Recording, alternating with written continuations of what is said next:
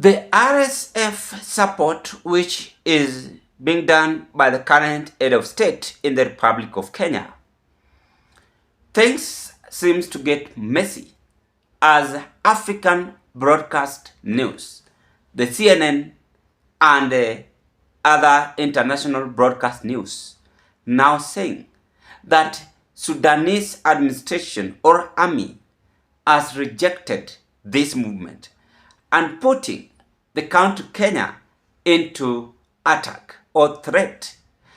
But they have come to conclusion by saying the one who has brought all this problem is none other than President Ruto.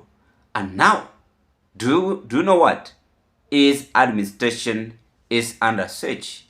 The international community, the United Nations are now coming out and saying that William Ruto is no longer needed to run his administration because whatever he's doing to Sudanese administration is no longer secret. Focus to Kenya now. The William Ruto government is under scrutiny as a new investigation reveals a shocking connection between Kenya and the war in Sudan. Now, the revelations come from a report titled Brothers in Arms, a joint investigation by Kenya's Nation newspaper and Netherlands-based investigative outlet Bellingcat. Now, the investigation has uncovered crates of ammunition belonging to Kenya's Ministry of Defense found inside depots previously controlled by the Paramilitary Rapid Support Force, or the RSF. The RSF had seized parts of the capital Khartoum before losing control to the Sudanese army in recent weeks. Sudan has been engulfed in a brutal 2-year civil war between the national army and the paramilitary RSF. Hundreds of thousands of people have been killed and millions forced to flee.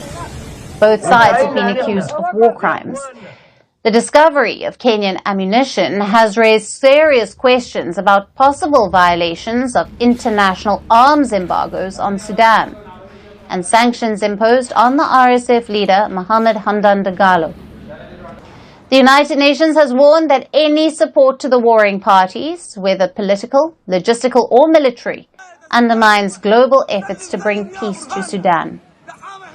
The report has sparked outrage in Kenya, with political leaders and citizens demanding a public inquiry and full accountability. Social media has erupted in anger, questioning how Kenyan military supplies could have ended up in a foreign war zone.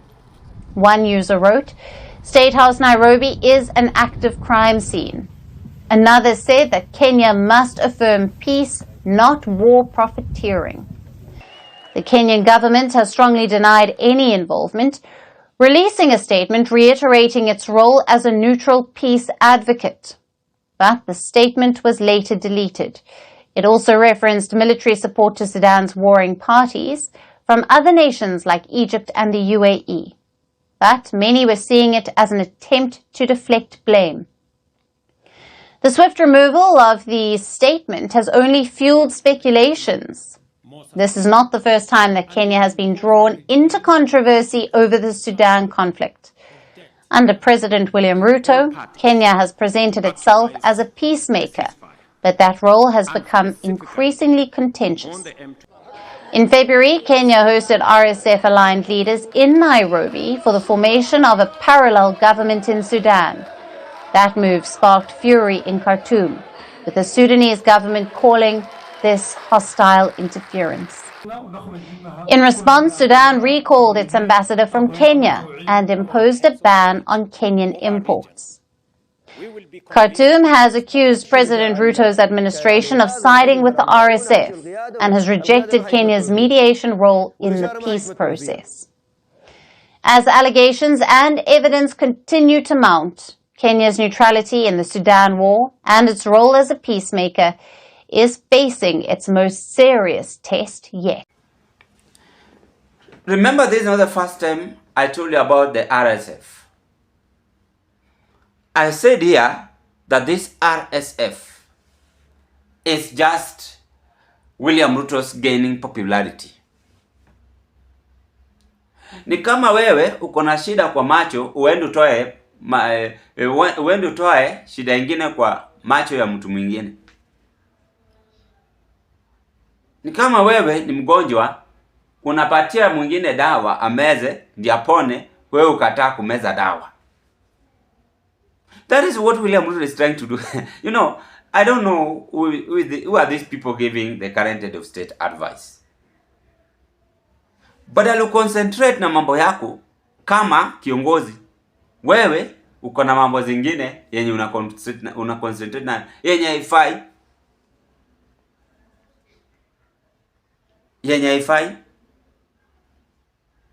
So you see now, whatever is now happening is well exposed. Just the other day, the RSF, I saw Sudanese are also saying that they are making weapons using Kenya's logo. And I try to analyze that. So this RSF movement is going to arrest William Ruto. Now you see, Sudanese administration are saying, no, we are not participating with him anymore. We don't want him. And they are even attacking Kenya's army. So it means that they can either attack Kenyan administration, whether Ruto like it or not, because the deal has been exposed and all of them are under siege. For someone to remain secured, they might attack one another. Vita yenye inakuja hapa mbele ni Mungu ndiye amejua. Na hii mbio rais wetu anakimbia nayo, vile asha exposewa, itakuwa mbaya zaidi. Things are turning messy, nasty, and cannot be resolved back. Because him himself is not ready to accept the reality and listen to everything which Kenyans are giving him as a piece of advice. The other day is taking our police officers to Haiti. Look at that. We pretend that we are more powerful in Africa. That our powerful will one day be messy. And that is what seems to happen. As now Kenya is being exposed that they are having some political, wrangle with the Sudanese administration. The RSF in Sudan, the RSF movement between Kenya's administration and Sudanese administration is no longer brotherhood or sisterhood. Things are turning wild and every administration is now running helter-skelter because the United Nations are demanding, why all this? Why? Who is behind all this movement? That is the question the United Nations are asking. I rest my case at this point.